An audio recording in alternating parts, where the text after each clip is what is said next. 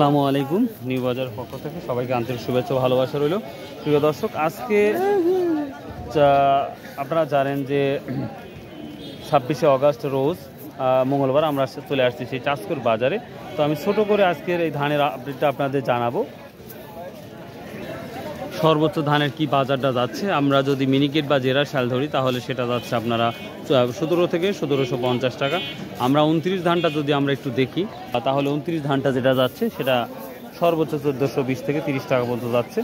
এবং সুবর্ণলতা বলেন, মোটা ধান বলেন, এগুলা 1300 সর্বোচ্চ যাচ্ছে মোটা। 48-98 ধানটা আমরা সর্বোচ্চ দামটা বেড়েছে, সেটা হচ্ছে আমন ধানটা আমরা দেখছি 1510-20 পর্যন্ত গেছে।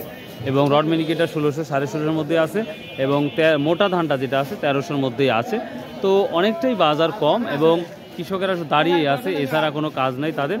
কারণ যেই লজ যাচ্ছে বা যেই দামে বিক্রি হচ্ছে সে অনুযায়ী এই ধরনের কৃষকের কোনো লাভের আশাই দেখা যাচ্ছে না।